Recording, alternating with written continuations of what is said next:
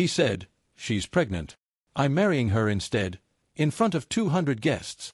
He didn't know I already had the microphone ready, posted to r/true off my chest. I've been lurking on Reddit for years, never thought I'd be the one posting something like this. But I need to get this out. I need people to understand why I did what I did. And honestly, I need to process it myself because even now, 3 weeks later, it still doesn't feel real. I'm 28F. Was supposed to get married on the 15th. The wedding I'd been planning for 18 months. The wedding that cost my parents and me nearly $40,000. The wedding that was supposed to be the happiest day of my life. Instead, it became the day I destroyed my fiancé in front of everyone we knew. And I don't regret a single moment of it. The beginning. Let me start from where it matters. I met him when I was 24. He was charming, successful, or so I thought, came from a good family. We dated for 2 years before he proposed. Everything seemed perfect. We had the same goals, wanted the same things, a house in the suburbs, 2 kids, maybe a dog. He was attentive, romantic, always knew the right things to say. Looking back now, I realize that should have been my first warning sign. Nobody is that perfect. Nobody says all the right things unless they've practiced saying them to other people first. But I was in love. Stupid, blind, trusting love. The wedding planning consumed the last 18 months of our engagement. I handled most of it because he was so busy with work. He'd nod along to my venue choices, taste cakes with me on weekends, pretend to care about flower arrangements. I thought he was just being a typical guy about wedding stuff. I didn't realize he was checking out of our entire relationship. The venue was a beautiful old church about an hour outside the city, the same church where my grandparents got married. The reception was booked at an upscale vineyard nearby. We had 200 confirmed guests. Family from both sides, friends, co-workers. It was going to be the wedding of my dreams. I had my dress custom-made. $8,000. Ivory silk with delicate beadwork that caught the light like tiny stars. When I tried it on for the final fitting, I cried. I actually cried because I thought I'd never looked more beautiful, and I couldn't wait for him to see me in it. He never did. Not the way I imagined. 2 weeks before. This is where everything changed. It was a Thursday. He'd left for work early, said he had meetings all day. I was working from home, reviewing some contracts for my job. I'm a paralegal at a mid-size firm. Around 11 a.m., I realized I needed a document that was in his car. We'd picked up some paperwork from the venue the day before, and he'd accidentally left it in his back seat. His car was still in the garage. He'd taken an Uber to work because his car was making a weird noise, and he wanted to take it to the shop later. I went out to get the paperwork. And that's when I found it. Not the venue documents. Those were there too. But underneath them, tucked into the pocket behind the passenger seat, was an envelope. Inside the envelope was an ultrasound photo. Dated 2 weeks prior. 8 weeks pregnant. There was a sticky note attached. Pink, with little hearts on it. The handwriting wasn't mine. Our little miracle. I love you. K. I stood in my garage for what felt like hours. In reality, it was probably 5 minutes. But time does something strange when your entire world collapses. It stretches. It bends. Every second contains a lifetime of pain. My first instinct was to confront him immediately. To call him, to scream, to demand answers. My hands were shaking so badly I could barely hold the phone. But I didn't call. Something in me, some cold, calculating part of me that I didn't even know existed, stopped. Because I realized something in that moment. If I confronted him now, he would lie. He would gaslight me. He would somehow make it my fault, or he'd have an excuse, or he'd beg for forgiveness, and I'd be so desperate to believe him that I might actually forgive him. And then what? Cancel the wedding 2 weeks out? Lose all that money? Have to explain to 200 people why it was called off? No. I needed information first. I needed proof. I needed to know exactly who I was dealing with. So I put the ultrasound back. I took the venue documents. And I walked back inside with a plan already forming in my mind. The investigation. I spent $500 on a private investigator. Best investment I ever made. His name was Dave. Retired police officer, ran a small PI firm out of an office downtown. I found him through a colleague at work who'd used him during her divorce. I called him that same Thursday afternoon, and by Friday morning, I was sitting in his office with the ultrasound photo and a list of questions. I need to know everything, I told him. The affair, yes. But everything else too. Finances. Work. Whatever you can find. Dave looked at me with a kind of tired sympathy that told me he'd seen 100 women just like me sit in that same chair. "You sure you want to know?" he asked. "Sometimes ignorance is easier." "I was ignorant for 4 years," I said. "Look where that got me." He started digging. Within a week, I had a complete file. And it was so much worse than I could have imagined. The other woman was someone he'd met at a work conference 8 months ago. She was 26, worked in marketing at a competing firm. They'd been seeing each other ever since. The texts Dave recovered through some legal gray areas were explicit. Not just sexually. Emotionally. He told her things he'd never told me. Made promises. Plans. But that wasn't even the worst part. The worst part was the rest. My fiancé had been fired from his job 3 months ago. Fired. Not laid off, fired. For cause. Something about falsifying expense reports, though the exact details were sealed in some kind of settlement agreement. He'd been pretending to go to work every single day. Getting dressed, driving to a coffee shop, spending hours there before coming home with stories about his busy day. Sometimes he'd visit her. Sometimes he'd just exist. Waiting for something to fall into place. And the debts. Oh God, the debts. He owed $47,000 across 6 credit cards, most of it accumulated in the last year. Dinners I never went to. Hotels I didn't stay at. Gifts that weren't for me. He'd also taken out a personal loan, $20,000, using our shared apartment as collateral. An apartment with both our names on the lease. He had nothing. He was nothing. And he'd been planning to marry me anyway, presumably hoping my steady income and my family's money would bail him out. The other woman didn't know. Dave confirmed that. She thought he was still employed, still successful. She probably thought she'd won some kind of prize. She had no idea what she was actually getting. By the time I had all this information, I had a choice to make. Confront him quietly and cancel the wedding. Or give him exactly the stage he'd been planning to give me. See, I knew he was going to leave me. Dave found texts where they discussed it. He was going to wait until after the wedding, get access to any wedding gifts and money, and then leave me a few months later claiming irreconcilable differences. She was willing to wait. She thought she was being patient. But somewhere in those final days, he must have panicked. Maybe the pregnancy accelerated his timeline. Maybe he couldn't handle the guilt. Maybe he just wanted to hurt me as publicly as possible. I'll never know exactly why he chose to do what he did. But I know why I chose to do what I did. I wanted witnesses. The wedding day. I woke up at 5 a.m. on my wedding day. Not because I was excited. Because I hadn't slept. My mom and bridesmaids were at the hotel with me, helping me get ready. They thought my quietness was just nerves. They thought the way I kept checking my phone was just eager anticipation. They had no idea that I was waiting to see if he'd actually go through with it. Part of me, a small, desperate, still-in-love part, hoped he wouldn't. Hoped he'd show up, marry me, and somehow we could figure it out later. That part of me was stupid. But it was still there. I let them do my hair. My makeup. I stepped into that $8,000 dress and looked at myself in the mirror and saw a woman who was about to perform the greatest acting role of her life. "You look beautiful," my mom said, tears in her eyes. "Thanks, Mom," I said. And I meant it. Because I did look beautiful. And I wanted to look beautiful for this. I wanted him to see exactly what he was losing. We arrived at the church at 2:30 p.m. Ceremony was supposed to start at 3 o'clock. He wasn't there yet. At 2:45, his best man called. "He's running a little late. Traffic. He'll be here." At 2:55, I walked down the aisle to my position. The music played.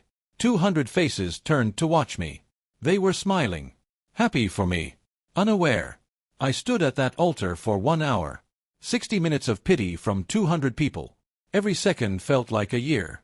The first 10 minutes, people assumed minor delays. Traffic. Last-minute nerves. It happens. By 20 minutes, the whispers started. I could hear them rustling through the pews like wind through dead leaves.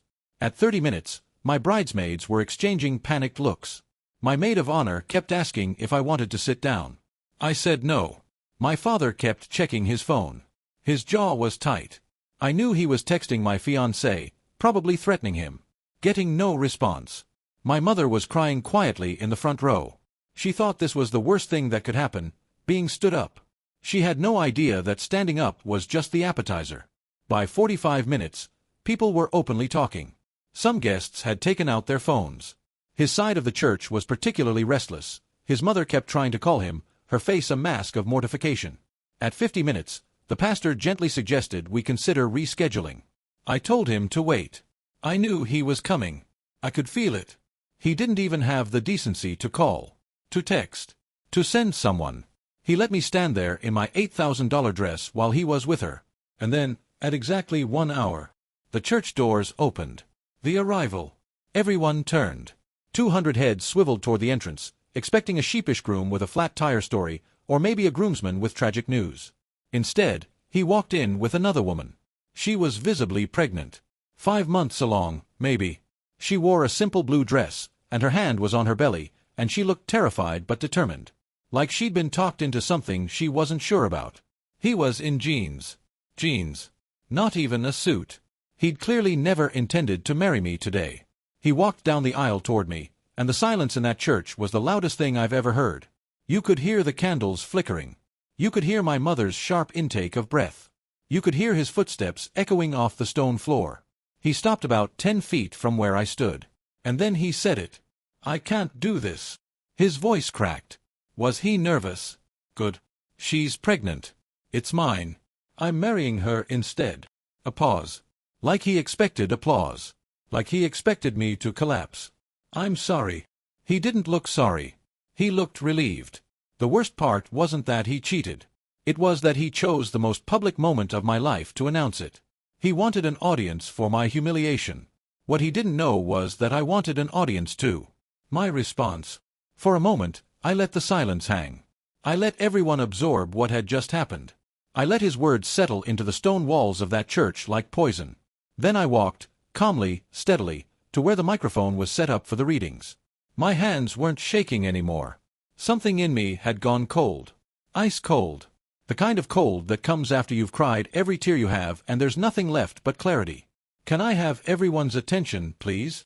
My voice was steady, strong. Nothing like how I felt inside. He stopped, turned. His face registered confusion. What are you doing? He asked. I think our guests deserve some context, I said. Since you've given them such an interesting show. His face went pale. This isn't the time. No. I cut him off. You chose this venue. You chose this audience. You chose to publicly humiliate me in front of 200 people.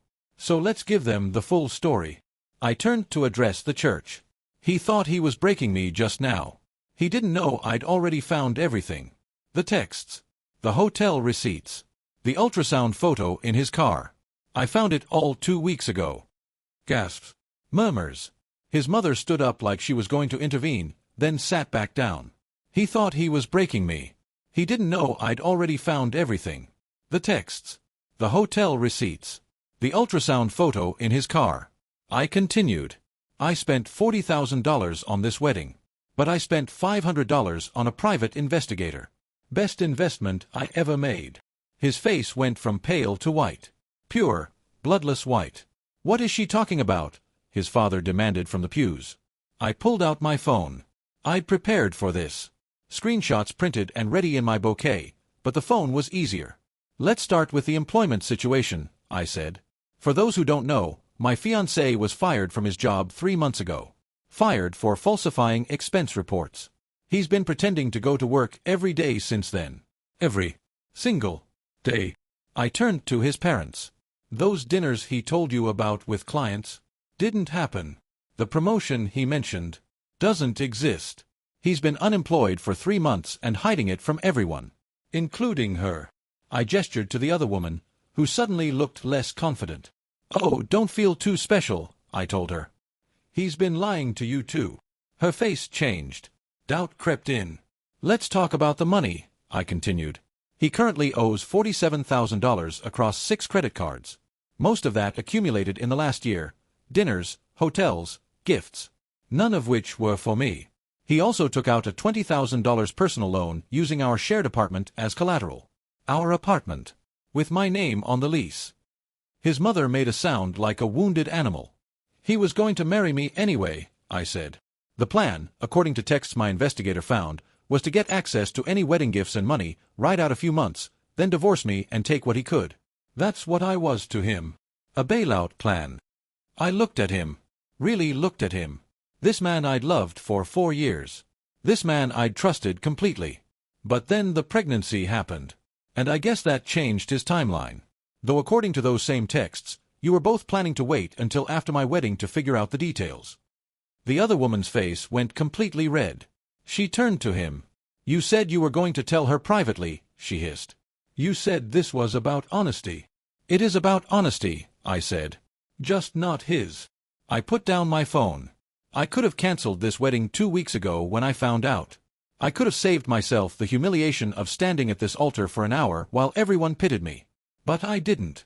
Do you want to know why? The church was dead silent. Because I wanted him to have an audience too.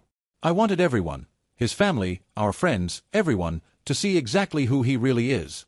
A liar. A cheat. A fraud. A man who would rather humiliate the woman he promised to love than have an honest conversation. A man who's been pretending to have a life that doesn't exist. I gathered my dress, my beautiful $8,000 dress, and stepped down from the altar. This wedding is over, I said. But the reception is paid for. Food, drinks, venue, all non-refundable. My parents have graciously agreed to let everyone enjoy it. Consider it a party. Celebrate whatever you want. I'll be celebrating my freedom. I walked down that aisle, 200 faces staring at me, and I didn't cry. I didn't shake. I didn't look back. But halfway down, someone started clapping. One person. Then another. Then another. By the time I reached the doors, half the church was applauding. I walked out in my wedding dress, head high, into the afternoon sun. And I never looked back. Update 1. 3 days later. The aftermath was a lot. My parents were incredible. They drove me home from the church, let me ugly cry for 6 hours straight, and then helped me start planning next steps. Practical things. Legal things. First priority. The apartment. His name was on the lease, but so was mine, and he'd taken out that loan without my knowledge or consent. My boss at the law firm connected me with a real estate attorney who specialized in exactly this kind of mess. Turns out, when someone takes out a loan using jointly leased property as collateral without the other tenant's consent, that's fraud. Civil, not criminal, but still fraud. The attorney helped me file the appropriate paperwork to protect my credit and establish that I had no liability for his debts. That loan he took out. He's on the hook for all of it. Alone. Second priority. Getting my stuff out. I coordinated with my brother and 2 friends to pack up my belongings while he was, according to social media stalking by my maid of honor, holed up at his parents' house. His mother tried to call me twice. I didn't answer. His father left a voicemail that was half apology, half accusation, something about how I didn't have to embarrass him like that. I deleted it without finishing. Third priority. Self-care. I took a week off work. My boss, who had been a guest at the wedding, gave me the time without question. Take as long as you need, she said. That was the most satisfying thing I've ever witnessed at a church. Apparently, she'd never liked him. During that week, I heard bits and pieces about what happened after I left. The other woman had a complete meltdown in the church parking lot. Screaming, crying, demanding to know what else he'd lied about. His parents had to physically restrain her at one point. She drove off alone, and according to mutual contacts, she hasn't spoken to him since. His parents pulled him aside after the church emptied, and the conversation they had was described to me as brutal. His father apparently told him he was no son of his, and his mother couldn't stop crying. The reception, which we decided to let happen as a kind of non-wedding party, actually went really well. My bridesmaids told me that about 150 people showed up, ate the food, drank the wine, and spent most of the evening talking about what had just happened. It was, apparently, the most entertaining wedding reception anyone had ever attended. His side of the guest list mostly left. By the end of the week, I was starting to feel something other than numb. Not good, exactly. But free. Update 2. 1 week later. He finally tried to contact me. A text first, then a call I didn't answer, then a long, rambling email that I read once and then archived. The email was a masterpiece of deflection. According to him, he'd made mistakes, but so did I, no specifics on what I did. He never meant to hurt me, sure. The pregnancy wasn't planned, and he'd been dealing with a lot of stress. My heart bleeds. He didn't know how to tell me, so he just did it the only way he could. Publicly humiliating me was the only option, apparently. He hoped one day I could forgive him. I can't. No mention of the debts. No mention of being fired. No mention of any of the things I revealed. Just vague references to difficult times and pressure. He also mentioned that his relationship with the other woman was complicated now, and that he was taking some time to figure things out. Translation: she found out he was broke and unemployed and she's reconsidering. I didn't respond to any of it. But I did hear from her. Not directly. Through a mutual friend who got a message from one of her friends. Apparently, she wanted me to know that she didn't know he was still with someone when they started seeing each other, and she was sorry for her part in this. I don't know if I believe her. According to Dave's investigation, she knew about me by month 3 at the latest. But I also don't really care. She's not my problem. She's dealing with her own consequences, pregnant by a man who lied about literally everything, with no job prospects and no money. Some people called it karma. I just called it consequences. Update 3. 2 weeks later. The legal stuff moved faster than I expected. The apartment situation was resolved. I was released from the lease with no financial penalty, all because of the documentation showing his fraud. He's now solely responsible for a lease he can't afford on an apartment he's apparently not even living in, still at his parents' house. My attorney sent him a formal letter regarding the loan he took out. He has until the end of the month to respond. If he doesn't, it goes to court. I don't expect him to have the money to pay it back, but I do expect the judgment to follow him for years. More importantly, I got closure on some things I didn't even know I needed closure on. His former company reached out to me. Apparently, during his exit, he'd submitted some final expense reports that included charges for what he claimed were business dinners with me. Dinners that never happened.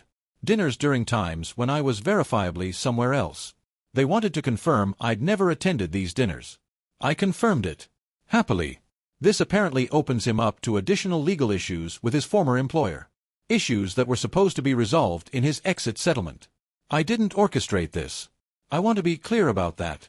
I didn't contact his company or try to get him in more trouble. They reached out to me as part of their own investigation into whether he'd committed expense fraud beyond what they'd originally discovered.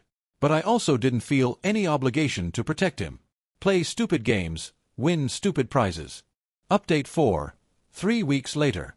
This is where I am now. Writing this from my new apartment, a small 1-bedroom in a better neighborhood, closer to work. My parents helped with the deposit. I'm going to pay them back, but they told me not to rush. I'm doing okay. Not great. Okay. There are still moments when I catch myself thinking about the future we'd planned. The house in the suburbs. The kids. The dog. I let myself grieve for that future, because it was real to me even if it was never real to him. But those moments are getting fewer. What I think about more often is the altar. That hour. Those 60 minutes that felt like 60 years. I think about how I stood there in my dream dress, holding flowers that cost more than my first car, while 200 people slowly realized I was being abandoned. I think about my mother's quiet tears and my father's clenched jaw and my bridesmaids' panic. I stood at that altar for 1 hour. 60 minutes of pity from 200 people. Every second felt like a year. But I also think about what came after. The microphone in my hand. The truth spilling out. The look on his face when he realized he wasn't the one in control. He wanted to break me publicly. Instead, I exposed him publicly. He wanted me to be humiliated. Instead, he left as the most humiliated person in that church. Some people have asked me if I feel guilty. If maybe I went too far. I don't. He could have called me. Texted me. Asked to meet somewhere private. He could have told me the truth any of the thousands of times we were alone together in the past 8 months. He chose not to. He chose to let me plan a wedding I'd never have. He chose to let my parents spend their savings on a celebration that was always a lie. He chose to walk into that church with another woman, in front of everyone I loved, and announce that I wasn't enough for him. He chose the audience. I just used it. Epilogue. Last I heard, he's still living with his parents. His relationship with the other woman is apparently on pause, whatever that means. His former employer's investigation is ongoing. He's facing potential civil liability from multiple directions. His family has gone quiet. His mother deleted her social media. His father won't look my parents in the eye at the grocery store. As for me, I went back to work. I'm seeing a therapist. I'm slowly rebuilding a future that doesn't include him. It's hard. Some days it's really hard. But I'm doing it. A few days ago, I took the wedding dress to a consignment shop. The owner asked if there was a story behind it. I told her yes. But that the story was over now. She gave me $2,000 for the dress. I donated it to a domestic violence shelter. Women starting over deserve beautiful things too. When I walked out of that shop, I felt something I hadn't felt in months. Like, free. Whole. He tried to destroy me in front of 200 people. Instead, he gave me the stage I needed to destroy him. And honestly, I'd do it all again. Final thoughts. To anyone reading this who's been through something similar, you're stronger than you know. You're not defined by how someone else treated you. You're defined by how you respond. I chose to respond with truth, with preparation, with a kind of cold, strategic calm that only comes from having cried every tear you have. I don't know what my future looks like, but I know it doesn't include him. And that's enough. He wanted an audience for my destruction. He got an audience for his. Edit. Someone asked about the wedding gifts. Most were returned with apology notes from my parents. The few that couldn't be returned were donated to charity in my name. He didn't get a single thing. Edit 2. Thank you all for the support. I didn't expect this to blow up. To answer the most common question, yes, the other woman did reach out eventually. That's a story for another post. But the short version is, she's not the villain I thought she was. She was lied to as much as I was. We're not friends. But we're not enemies either. We both just want to forget he exists. Edit 3. For those asking about how I stayed so calm during the speech, I didn't feel calm. I felt like I was floating outside my own body, watching myself from a distance. Trauma does weird things to you.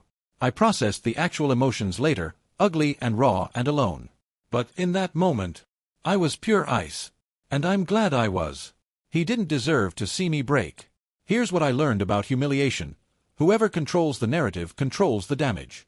I stood at that altar for 1 hour. 60 minutes of pity from 200 people. Every second felt like a year. He didn't even have the decency to call, to text, to send someone. He let me stand there in my $8,000 dress while he was with her. Then he walked in, with another woman, visibly pregnant, in front of everyone I loved. She's pregnant. It's mine. I'm marrying her instead. I'm sorry. He wanted an audience for my humiliation. What he didn't know was that I wanted an audience too. I found the ultrasound in his car 2 weeks before the wedding. Pink sticky note with hearts. Our little miracle. I love you. 8 weeks pregnant. I could have cancelled. I could have confronted him privately. Instead, I spent $500 on a private investigator. Best investment I ever made. He thought he was breaking me. He didn't know I'd already found everything. The texts.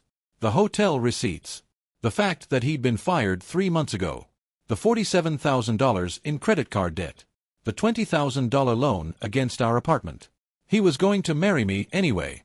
Use me as a bailout. Then leave. So I let him have his moment. I stood there for 60 minutes, letting him think he'd won. Then I took the microphone. I told them everything. The unemployment he'd hidden for 3 months. The debt. The fraud. The plan to use our wedding gifts to fund his escape. His family watched their son become a stranger. The other woman realized she'd won a prize that was worthless. I walked out in my wedding dress, head high. Halfway down the aisle, someone started clapping. Then another. Then another. He wanted to destroy me publicly. Instead, he gave me the stage I needed to destroy him. The dress sold for $2,000. I donated it to a domestic violence shelter. Women starting over deserve beautiful things too. He's living with his parents now. Unemployed. Facing lawsuits. His pregnant girlfriend won't speak to him. I'm in a new apartment. Seeing a therapist. Rebuilding. He chose the audience. I just used it.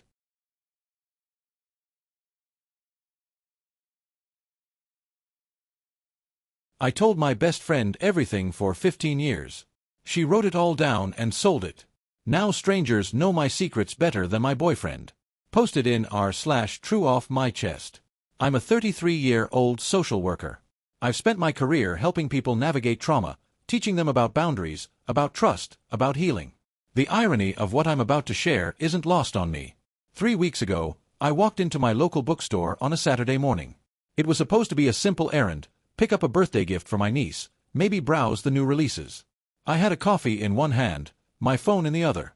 I was answering texts from my boyfriend about dinner plans. Normal. Completely normal. Then I saw it. There, on the staff picks table, positioned right at the front of the store, was my best friend's debut novel. The one she'd been working on for years. The one she'd finally sold to a major publisher 8 months ago. The one I'd celebrated with her over champagne, crying happy tears because she'd finally made it. I picked it up, smiling. I hadn't had a chance to read it yet. She'd been so secretive about the final version, saying she wanted me to experience it, fresh, like any reader would. I remember thinking that was a little strange, but I understood artistic pride. I opened to the first chapter, and my world collapsed. The opening scene was a hospital room. A woman, mid-30s, curled in a bed with her husband beside her. The doctor entering with that particular expression, the one that tells you everything before any words are spoken. The woman knowing, somehow, that the heartbeat they'd heard at the last appointment would never be heard again. The husband's hand going limp in hers. The fluorescent lights buzzing. The way the clock on the wall seemed to tick louder than any clock should ever tick. It was my miscarriage. Word for word. Detail for detail. I described that moment to her sitting on her couch 3 years ago, wrapped in a blanket she'd given me, crying so hard I couldn't breathe. I told her about the fluorescent lights. I told her about the clock. I told her how my ex-husband's hand went limp, how that was the moment I knew our marriage was already over, even though it would take another 18 months to end officially. I told her in confidence. I told her in the sacred space of our 15-year friendship. And she wrote it down. Changed my name to Charlotte. Changed the hospital from Seattle to Boston. Changed the husband from an IT consultant to an architect. But it was me. Every word was me. I stood in that bookstore for 45 minutes, flipping through pages, watching my entire life unfold as a novel. My abusive ex-husband was there, barely disguised. She kept his habit of cracking his knuckles before he yelled, the way he'd smile at waiters while treating me like garbage at home, the specific insult he'd use when he wanted to hurt me, calling me exhaustingly needy. My dead mother was there. The cancer diagnosis. The way I'd held her hand at the end. The last words she said to me, which I've never spoken to anyone except my therapist and my best friend. My therapist was there. Our sessions. The things I'd said in confidence about my childhood, about my father's emotional absence, about the shame I carried for years over my eating disorder in college. All of it. Fictionalized just enough to be legally protected, raw enough to be instantly recognizable. She sat across from me while I cried about my miscarriage. She held my hand. She said, "I'm so sorry." And she was taking notes. She was always taking notes. I bought the book. I went to my car. I sat there for 2 hours, reading every single page while tears streamed down my face. The dedication page read, "To my best friend, who taught me that truth is the best fiction." I threw up in the parking lot. Update 1. 3 days later. I need to give you context about this friendship so you understand why this has broken me. We met in college, freshman year, randomly assigned as roommates. She was the struggling writer from a small town, working 2 jobs to afford tuition. I was the scholarship kid from the other side of the country, terrified and alone. We bonded over late-night study sessions and cheap wine and dreams about the lives we wanted. For 15 years, she was my person. My emergency contact. The first one I called when things fell apart and the first one I called when things were good. When my marriage started crumbling, she drove 6 hours to stay with me for a weekend because she heard something in my voice. When my mother was dying, she took 2 weeks off work to help me care for her. When I finally left my husband, she helped me pack boxes at 2 a.m. while he was out. I trusted her with everything. Everything. She struggled for years as a writer. Rejection after rejection. Day jobs that crushed her spirit. She'd talk about how hard it was to find authentic material, how all her stories felt hollow, how she couldn't seem to capture real human emotion on the page. Looking back, I understand now. Every conversation was research. Every confession was material. Every tear I cried was a scene she was filing away for later. The night my mother died, I called her at 3 a.m. I told her things I've never told anyone, about the guilt I felt for being relieved that the suffering was over, about the last lucid moment my mother had when she looked at me and said my name like I was still a child, about finding her jewelry box later and the letter she'd written me but never sent. That letter is in the novel, practically verbatim. The friend character gives it to the protagonist at her mother's funeral. There was no funeral scene in my real life. My mother wanted cremation, no service. But she wrote one anyway. She gave my mother a funeral she never had, complete with dialogue she invented for relatives to say. She put words in my dead mother's husband's mouth. My stepfather, who is still alive and has now read this book. He called me last week, confused and hurt. "Is this how you saw things?" he asked. "Is this how you felt about your mother's death?" I couldn't answer him. Because it was and it wasn't. It was my truth, filtered through her imagination, distorted into something that looked like me but wasn't quite me. Something I now have to explain and contextualize for everyone who reads it. Update 2. 1 week after discovery. I confronted her. Of course I confronted her. We met at a coffee shop, public, because I didn't trust myself to do this privately. I brought the book. I'd marked passages with sticky notes. 47 of them, to be exact. 47 moments from my life presented as fiction. Her face when she saw me wasn't guilt. It was something else. Eagerness, almost. Anticipation. You read it, she said, smiling. What did you think? I stared at her. Is this a joke? What do you mean? The miscarriage scene. The divorce. My mother. My therapy sessions. All of it. It's all me. She nodded, still smiling. I know. That's what makes it so real. Everyone says Charlotte is the most authentic character they've ever read. It's because she is real. She's based on a real woman going through real things. She's based on me.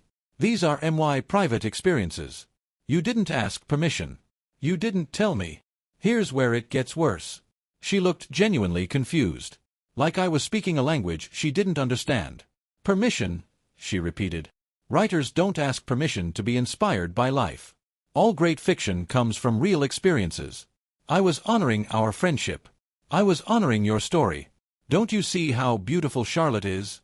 How sympathetic. Readers love her. They cry for her. I gave your pain meaning. You gave my pain a price tag, I said. You sold it.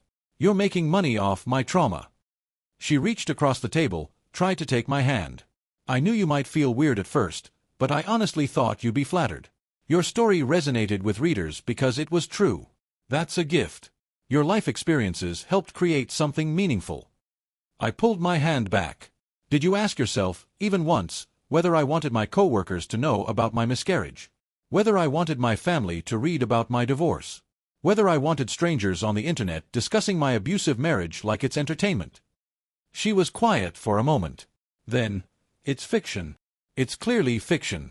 I changed all the names, all the places. Nobody could possibly. Everyone already has. My sister called me yesterday because she recognized our mother's death scene.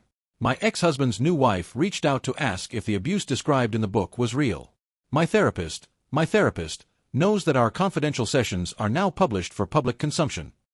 I never used your therapist's name or practice or. You described her office. You described her techniques. You used specific phrases from our sessions. She recognized herself. She was so disturbed she couldn't finish the session last week. She just stared at me, still not getting it. Art requires sacrifice. Real emotional truth requires drawing from real life. I thought you understood that about my work. You always said you wanted to support my writing. I wanted to support your writing, not be your writing. We talked for another hour. It went nowhere.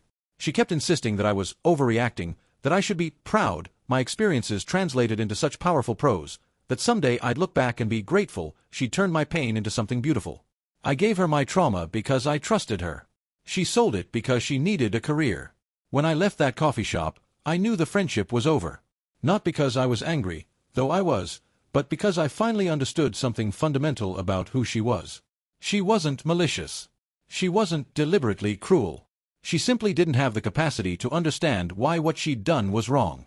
To her, I wasn't a person with boundaries and privacy. I was material. I had always been material. Update 3, 2 weeks after discovery. I consulted 3 lawyers. The news was devastating but not surprising. You cannot copyright life experiences. You cannot sue someone for being inspired by your story. If she'd stolen my diary and published it verbatim, I'd have a case. But she was careful. She changed enough, names, locations, specific details, to make it legally protected fiction. It's a gray area, the first lawyer told me, but she stayed on the legal side of that gray. What she did was ethically reprehensible, the second lawyer said, but not actionable. I'm sorry. The third lawyer asked if there were any untrue, defamatory statements I could point to. I couldn't. Everything in that book was true, or close enough to true that I couldn't claim defamation. She hadn't lied about me. She'd just exposed me. Everyone says I should be flattered that my pain made such beautiful art. But it's not art. It's theft. She stole my worst moments and made them entertainment. The reviews started pouring in.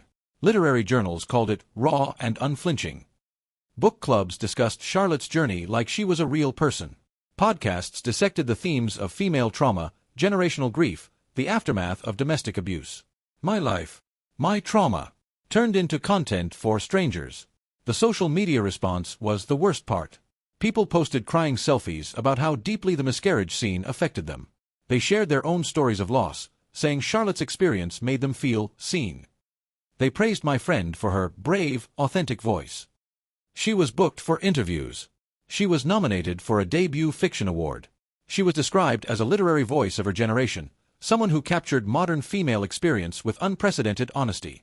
And I was erased. My role in that book was invisible. I was just the raw material she'd mined and refined and sold. Update 4. 3 weeks after discovery. The exposure. The fallout in my personal life has been catastrophic.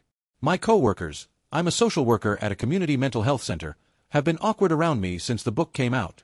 My supervisor pulled me aside and asked, gently, whether the domestic abuse described in the novel was accurate, because there are mandatory reporting considerations if there are ongoing safety concerns. I had to explain that it was years ago, that my ex-husband and I have no contact, that the marriage has been over for 4 years. But I also had to explain that yes, the book was about me. Yes, those were my real experiences. Yes, everyone in my professional life has now read my deepest vulnerabilities published without my consent. Some colleagues have been kind. Others have been curious in a way that feels invasive, asking questions about the miscarriage, the divorce, the therapy, like my life is now public property open for discussion. One coworker, meaning well, said, "I always knew there was something in your past. You have that look. Now it all makes sense." I didn't know what to say to that. My family has fractured. My sister believes I should be flattered by the representation. She made Mom's death beautiful, she said. She honored Mom. We haven't spoken in 2 weeks because I can't make her understand that it wasn't her story to tell. It was mine. And I wasn't asked. My stepfather can't look me in the eye anymore. He's convinced the novel represents how I truly see him, as a peripheral character in my mother's death, barely present, emotionally unavailable. That characterization came from a single conversation I had with my friend years ago, during a particularly dark period. I didn't mean it the way it sounded. I was grieving. I was angry at everyone. But now that anger is immortalized in print, and my stepfather will carry it forever. My new boyfriend has been complicated. We'd been dating for 8 months before the book came out. He knew about my divorce in general terms, about my mother's death, about my history. He didn't know the details. He didn't know about the miscarriage at all. I wasn't ready to share that yet. He read the book before I could explain. He read about the miscarriage, the abuse, the eating disorder, the therapy. He read all of it, and then he came to me with this strange expression, like he was looking at someone he didn't quite recognize. "Were you ever going to tell me?" he asked. "I was going to tell you everything," I said. "When I was ready. When it was my choice." He understood, intellectually. He said all the right things. But something shifted between us after that. He looks at me differently now, with pity, with caution, like I'm more fragile than he thought. The intimacy we'd built, the gradual disclosure of vulnerability that's supposed to happen naturally in a relationship, was stolen from us. She stole that too. My therapist is in that book. Our conversations. The things I said in confidence. She fictionalized my healing and sold it for $24.99. The irony that hurts most, in my professional life, I teach people about boundaries. I help abuse survivors recognize violations. I counsel clients on rebuilding trust after betrayal. And here I am, betrayed in a way I never saw coming, by the last person I ever suspected. Update 5. The essay and the aftermath. 2 nights ago, I couldn't sleep. I'd been awake for hours, running through every legal option, every avenue of recourse, every possibility for making this right. There was nothing. The law protected her. The industry celebrated her. The narrative, struggling writer finally succeeds with deeply personal debut, was already written. I couldn't win legally, so I decided to win publicly. I wrote an essay. A simple, direct, unadorned essay about what happened. No embellishment, no dramatic language, just facts. The timeline of our friendship. The specific passages that matched my life. The conversations she'd quoted almost verbatim. The dedication that now felt like a confession. The aftermath I was living through. I titled it, I'm Charlotte, when your best friend sells your trauma. I posted it on Medium at 2 a.m. I shared it once on my personal social media. Then I put my phone down and went to sleep. By morning, it had over 200,000 views. By afternoon, it was trending. Media outlets were picking it up. Literary Twitter was exploding. People were going back to the book, rereading scenes with new context, recognizing the ethical violations that had been hiding in plain sight. Her publisher released a statement calling the allegations unsubstantiated claims. She posted a long response claiming I was a close friend who's having difficulty separating art from life, and that all fiction draws from reality. She said I was jealous of her success. She said I'd never understood the creative process. She said she was sorry if I felt hurt, but that she stood by her work as fiction. It didn't matter. People had already connected the dots. They'd found old social media photos of us together, matched timelines and locations from my essay to passages in her book, identified the nearly word-for-word transcription of conversations I'd had in her presence. Some readers found my mother's obituary online and compared it to the novel's death scene. The consensus shifted overnight. She went from brave literary voice to predatory opportunist. Former friends came forward with their own stories, smaller violations, things they'd told her in confidence that appeared in her earlier, unpublished work. A pattern emerged. I wasn't the first person she'd used. I was just the first one she'd successfully profited from. Book sales spiked temporarily, controversy drives curiosity, but reviews took a dark turn.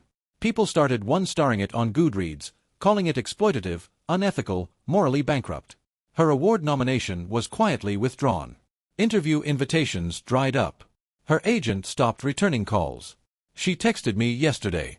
A long, rambling message about how I'd destroyed her career and ruined everything she worked for. She said I was being vindictive. She said I'd always been jealous of her talent. She said that if I really understood friendship, I'd see that she was honoring me, not exploiting me. I didn't respond. Final update. 1 month later. Here's what I need people to understand about how this story ends. She lost. In the court of public opinion, she lost completely. Her reputation is destroyed.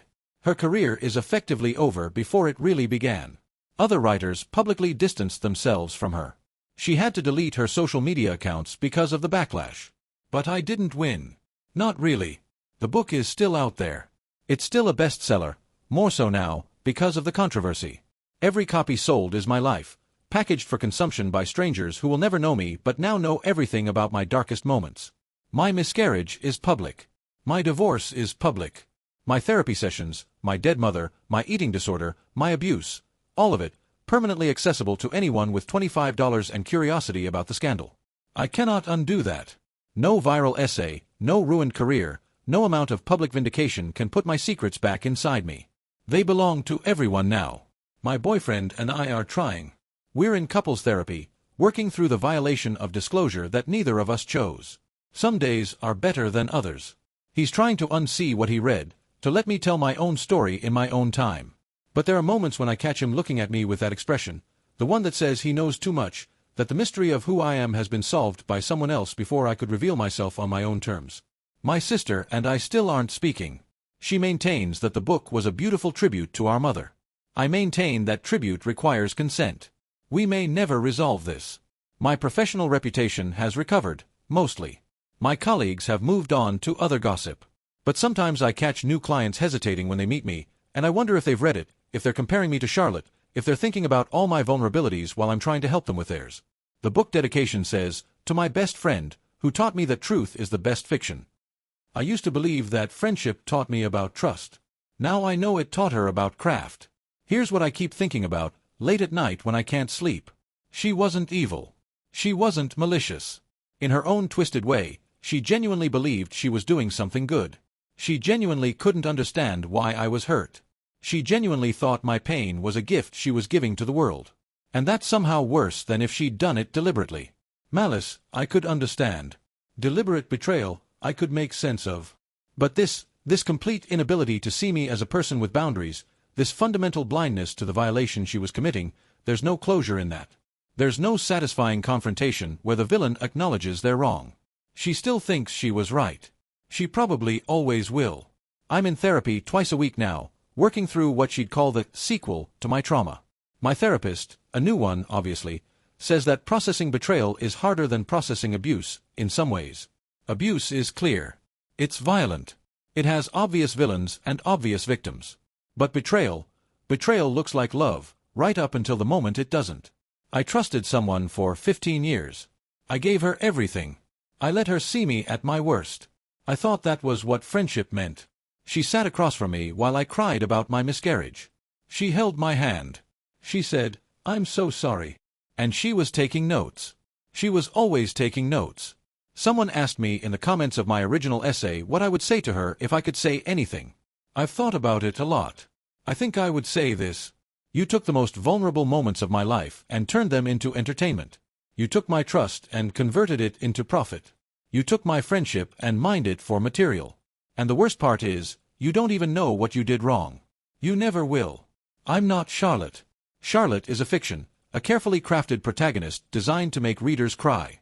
I'm the real woman behind her. Messy, complicated, angry, hurt, trying to rebuild myself around the hole you left in my life. You got your bestseller. You got your moment in the spotlight. You got to be the brave voice of your generation, for a little while at least. But you'll never have another friend like me. No one will ever trust you like I did. And someday, when the scandal has died down and you're trying to write your next book, you'll realize that you've used up all your material. You'll have nothing left but yourself, and we both know that was never enough. That's not revenge. That's just consequence. Edit. Responses to comments. A lot of people have asked why I'm sharing this publicly, whether I'm just doing what she did, turning private pain into public content. The difference is consent. This is MY story. These are MY experiences. I am choosing to share them, on my own terms, in my own words. She didn't give me that choice. She made that decision for me. I'm sharing because I hope it helps someone. If you're a writer who's tempted to use a friend's trauma without asking, maybe think twice. If you're a reader who loved that novel, maybe consider the real person whose life you consumed as fiction.